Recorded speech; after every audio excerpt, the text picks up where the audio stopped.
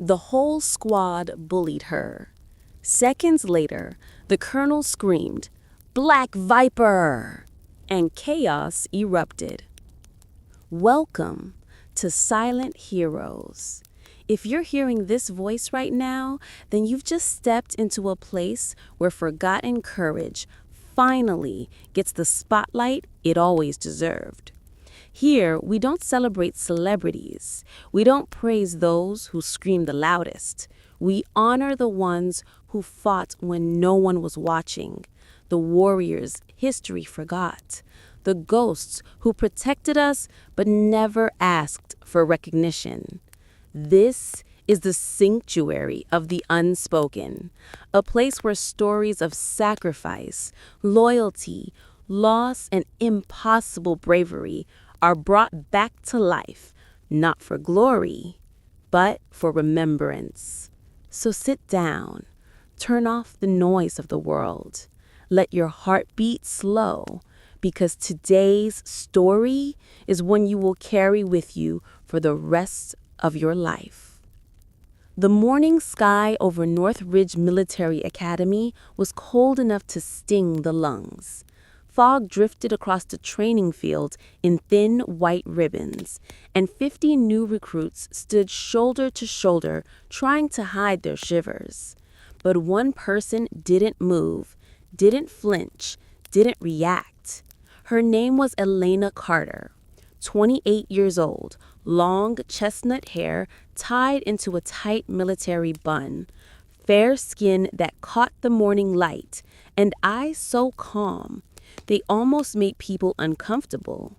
Petite, quiet, unimposing, the perfect target for bullies who mistook silence for weakness. A drill instructor barked, "Recruit Carter, step forward." She obeyed, tiny steps, steady breathing, posture perfectly aligned. And the entire group broke into laughter. "Look at her, she's smaller than the rifle." "Careful, she might trip over the trigger." "Is she really here for sniper school? Somebody check if she's lost." One recruit, Patterson, cupped his hands around his mouth. "Hey, little Barbie, you think you're hitting anything today?"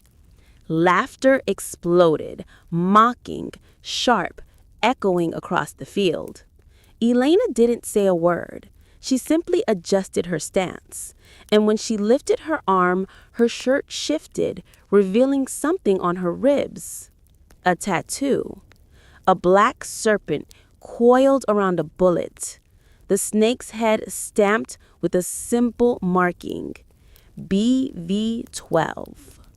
The drill instructor opened his mouth to shout again, but someone behind him froze.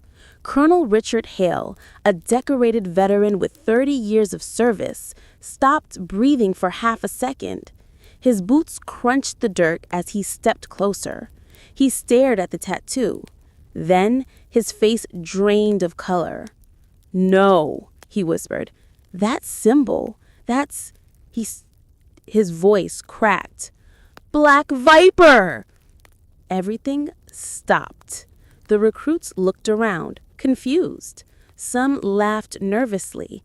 One muttered, "What's a black viper?" But the instructors knew. Their bodies stiffened, their jaws clenched. One whispered, "That unit was wiped out." Another murmured, "But none survived. Official report said 0. Colonel Hale swallowed hard. He stepped back half a foot, a gesture no one had ever seen from the man. "Elena Carter," he said quietly, staring. "You were in Black Viper?" Elena didn't blink. "Yes, sir." Someone gasped. Someone else dropped their rifle. Suddenly, the laughter from minutes before felt like a crime. The recruits didn't understand why the colonel looked shaken, why hardened instructors suddenly behaved as if they were standing in front of a ghost. But they could feel it. The shift, the pressure in the air, the weight of something unspoken. Day 1, her silence. From the moment she arrived at North Ridge, she never spoke unless spoken to. She was always the first to wake up, the first to reach the training grounds, the first to start cleaning rifles. Not hers, everyone's. She polished every bolt, checked every extractor, cleaned carbon residue with surgical precision. "Why the hell are you cleaning my rifle?" one recruit demanded. Elena simply answered, "Because you might need it to save someone." They laughed at her. Of course they did. That's what people do when they see someone they can't understand. They called her Little Miss Silent Shot, the extra, the ghost recruit. But the way she handled a weapon, the way she aligned her scope, the way she checked wind direction by watching a single blade of grass, none of it matched the behavior of a beginner. She blended discipline with instinct, calculation with intuition, stillness with readiness. And that scared people even though they didn't know why. The first test, the one shot. Live ammunition day arrived, a test every sniper recruit both feared and dreamed of. Sergeant Ryan Blake, head of training, barked, "Carter, you go first." Everyone turned. Patterson smirked. "Come on, Barbie, show us what your little arms can do." Elena stepped forward. No anger, no frustration, just quiet. The sergeant tossed her a rifle. "One bullet, miss it, and you're out of the program." She inspected the chamber, checked the scope, ran her fingers along the barrel as if feeling its memories. When she lifted her shirt a little to readjust her belt, that tattoo flashed again. The serpent, the bullet, the marking BV12. Another instructor, the one who mocked her earlier, opened his mouth to scold her for showing off tattoos. But before he could speak, Colonel Hale's voice sliced the air. "Stop!" Silence. He approached slowly, carefully, like someone approaching a dangerous animal out of respect, not fear. "That tattoo," he swallowed. "Recruit Carter, confirm your unit." Elena exhaled softly. "Black Viper, sir." The world froze. A pin could have dropped and 100 people would have heard it. Raw panic flickered in the instructor's eyes. A name cursed in the military archives. A unit erased from public record. A team that entered missions no one else survived. One recruit whispered, "Black Viper wasn't real, right?" Colonel Hale stared at Elena, voice trembling. "How many were in your team, Carter?" 12. "How many came back?" Elena looked him straight in the eyes, expression steady, but something in her voice cracked. "You're looking at her." The recruits felt something sink inside their chests. Guilt, fear, shame, respect they never gave her. Patterson, who had bullied her the most, felt his throat tighten. He whispered, "Oh my God." The memory she tried to bury.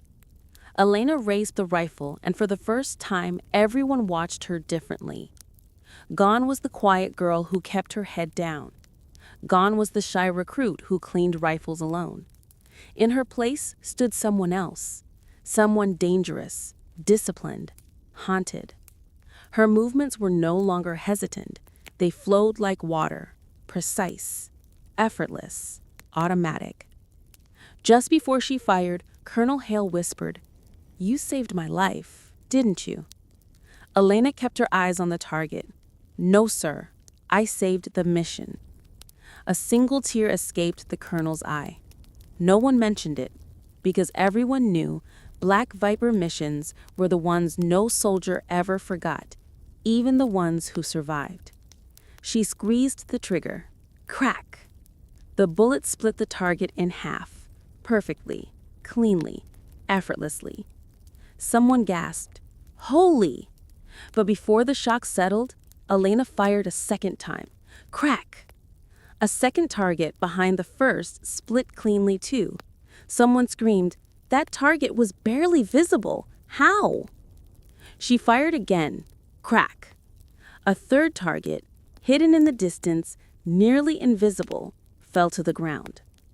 Elena lowered the rifle. In the silence that followed, you could hear hearts pounding. She turned her head slightly. "In Black Viper," she said, "the best shot is the one no one remembers because everyone lived." And for the first time in training camp history, no one laughed, no one spoke, no one even breathed. The air at North Ridge Military Academy didn't just feel heavy anymore, it felt haunted. Elena Carter stood at the firing line, smoke still curling from the rifle barrel, 3 targets shattered like fragile memories behind her. No one dared speak. No one even blinked. Colonel Hale, the man who'd faced wars, ambushes, nightmares, looked like he'd just seen a ghost from a classified past. His hands shook. His voice wasn't steady. "Recruits," he began, but the words faltered. He cleared his throat once, twice. "None of you truly understand what just happened." No one moved. Not Patterson, not the drill sergeants, not even the wind. Hale turned toward Elena, and his voice lowered to something almost reverent. Black Viper was not a unit. It was a myth, a whisper, a nightmare told to enemy commanders. He pointed at her slowly. Every man and woman in that unit was worth an entire platoon. Someone in the back whispered, "But reports said no one made it out alive." Elena's jaw tightened. Her eyes drifted away, not out of arrogance, but out of memory. Painful memory. The story she never wanted to tell. Sergeant Blake stepped forward cautiously. "Carter, ma'am, what happened to your team?" Her hands tightened around the rifle. Her chest rose, fell, as if she was forcing herself to breathe through the weight of ghosts. "It was called Operation Redline," she began quietly. "The mission that officially never happened." Recruits leaned in unconsciously. It wasn't curiosity. It wasn't fear. It was respect. For the first time. Elena continued, "We were sent into a decoy city, a place where intel said there were minimal hostiles." She paused, eyes focusing on something no one else could see. "We found 87. Someone inhaled sharply. A girl in the second row whispered, "Holy God!" Elena nodded slowly. Communications were jammed. Extraction was impossible. We held the line for 9 hours. Her voice strained, like every word cost her something. I watched my team fall, one by one. 12 of us went in, 12 ghosts were expected. Only one walked out.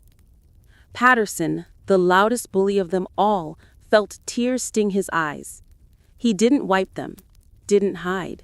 He just whispered, "Oh my God. I didn't know.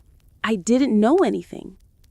Elena finally looked at him, not with anger, not with hatred, with something far heavier, understanding. "No one ever does," she said softly. The moment the colonel broke. Colonel Hale swallowed hard, then stepped closer than military distance usually allowed. "Carter," he said, 3 years ago on Hill 9, did you—" Elena nodded before he even finished. "You were pinned down," she explained. "Your radio operator was dead. Your ammunition was nearly gone. You kept trying to call for backup on a dead radio." Hale's eyes widened. How could you possibly—" "Watched you," Elena whispered. "For 6 hours. Through a broken scope. Through dust. Through smoke. Through blood." The recruits shivered. Elena continued, her voice low, steady, devastating. "You checked your ammo 17 times. You bandaged your head wound with your sleeve. You whispered to yourself that you weren't going to die that day." A tear slid down Hale's face. "I took out 11 hostiles before you even knew I was there. The 12th had his sights on your skull. The 13th was waiting for you to stand. The 14th was moving toward the north window. I shot them all. She paused. The rest never made it close enough. Hale's body shook. The recruits stared at him, a colonel breaking down in front of them because the quiet girl they bullied was the reason he was alive. With trembling hands, he raised his arm and saluted her. A full, perfect regulation salute from a superior officer to a forgotten hero. And every instructor followed. Elena stiffened, surprised, uncomfortable, as if she didn't believe she deserved it. The lesson they never expected. Sergeant Blake stepped forward. Carter, if you're this skilled, why didn't you say anything? Why let them mock you? Why hide what you are? Elena looked over the recruits, every face that had laughed at her, every mouth that had thrown insults, every pair of eyes that were now filled with regret. Because, she said softly, the day you start believing your own legend, you're already dead. Silence. She walked slowly toward the firing line, scanning the targets now shattered into clean halves. I didn't come here to prove anything. I came here to find out if I could ever hold a rifle again without seeing the faces of the people I couldn't save. Her voice broke on the last word, barely noticeable, but everyone heard it. Patterson whispered, Jesus Christ. Elena didn't stop. When you're a sniper, you don't pull a trigger. You make a decision, one that can't ever be taken back. She looked around at the recruits, really looked. The person standing next to you, the one you think doesn't belong, might be the one who saves your life on the day you least expect it. Not a single recruit dared breathe. The exit of a ghost. The next morning, before the sun was fully up, Elena Carter was gone. Her bunk empty, uniform neatly folded, boots aligned with mathematical precision. On the shooting table, they found her M24 rifle, cleaned so perfectly it looked like a mirror. Beside it lay a folded black cloth and a note. Just 12 words. No further training needed. Just remember why we carry rifles. Sergeant Blake found something else. A stack of handwritten notes. Each recruit had a personalized page. Corrections on shooting posture, suggestions for breathing rhythm, drills designed to improve trigger control, advice on how to survive when everything goes wrong and everyone panics. At the bottom of each note was a message. You're better than you think. Prove it. Patterson held his note with shaking hands. He pressed it to his forehead like an apology he could never say out loud. Blake cleared his throat, voice rough. She didn't come here to learn. She came here to teach. We were just too stupid to notice. The truth they carried for life. Years later, recruits who joined Northridge heard whispers of a legend, a woman who walked like a memory, shot like a myth, and vanished like smoke. They called her the last VIPER. Some said she was a ghost. Some said she never existed. Some said she still watched over the academy from somewhere far away. But every soldier knew the truth. The quiet ones carry the heaviest stories. The softest voices hide the fiercest storms. And the people you underestimate the most might be the only ones standing between you and the bullet with your name on it. If this story, even for a moment, found a place in your heart, if it made you pause, made you feel, made you remember, then I humbly ask you, subscribe to Silent Heroes, leave a like, and tell me in the comments which part of the world you are listening from, because your voice, your presence, Your words, that is my fuel, my inspiration, my reason to keep bringing you the untold stories of the world's quietest warriors. The heroes who never asked for applause, but deserve to be remembered.